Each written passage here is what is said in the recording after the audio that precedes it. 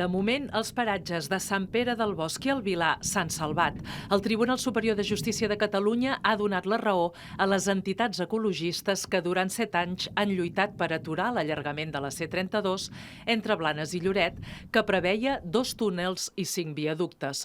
El 2016, el 71% dels participants a la consulta popular que es va fer a Blanes van votar en contra del projecte, però han estat moltes més les accions que els han dut fins aquí. Avui és el moment de recordar tots aquells homes i dones que durant aquests 7 anys han estat aquí lluitant per la defensa dels nostres boscos, lluitant per una millora de la mobilitat i que, sobretot, al maig del 2019 es van passar 50 dies aquí dalt als boscos defensant aquesta terra, no?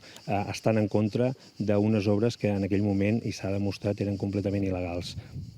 La Generalitat ja s'esperava la sentència del TCJ i no té cap intenció de recórrer, ja que assegura que l'estudi informatiu ha quedat desfasat.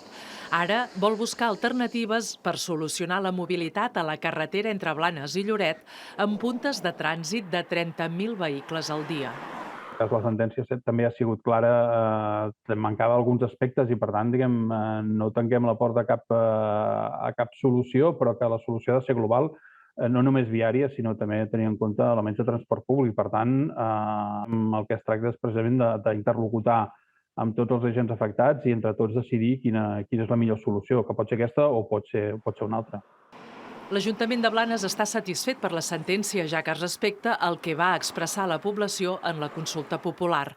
L'Ajuntament de Lloret, en canvi, afirma que no és una bona notícia perquè ho consideren una infraestructura necessària i ja estan parlant amb territori per trobar solucions. Tenim un munt de forat